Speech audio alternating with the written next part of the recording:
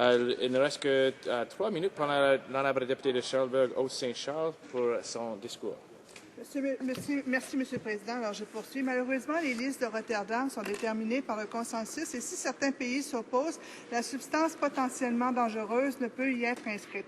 Le Canada contribue donc négativement à l'efficacité de cette liste en y faisant obstacle. Alors que cette liste prône une meilleure santé internationale via un meilleur contrôle des exportations de substances toxiques. Le NPD désire donc encourager l'inscription de l'amiante sur la liste de la Convention de Rotterdam qui forcera les exportateurs tels que le Canada à avertir les pays importateurs de tout risque pour la santé. Ces pays pourraient donc refuser d'importer l'amiante s'ils ne pensaient pas pouvoir manipuler le produit de façon sécuritaire. Enfin, Monsieur le Président, une motion telle que celle présentée aujourd'hui ne signifie pas qu'il faut laisser tomber les travailleurs de mines d'amiante. Bien au contraire, un support du gouvernement fédéral s'avère impératif afin de venir en aide aux travailleurs affectés qui ont déjà donné du temps, effort et leur santé à cette industrie mal en point.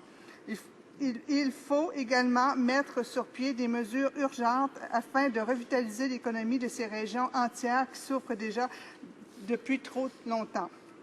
Le NPD suggère des actions concrètes qui assureront la réintégration de ces travailleurs sur le marché du travail ou encore d'autres mesures pour que les travailleurs âgés qui pourront réserver leur bien-être et leur retraite. Nous savons tous que lors de la fermeture d'une mine dans une ville mono-industrielle, c'est toute la communauté qui s'en ressent. Il ne s'agit pas uniquement de fermeture d'une mine, mais aussi de la petite entreprise qui fournit des biens et services à la mine et des commerces dans la municipalité, que ce soit les concessionnaires d'automobiles, les épiceries, les agences de voyage, etc. Pas d'emploi, pas de consommation de biens et de services.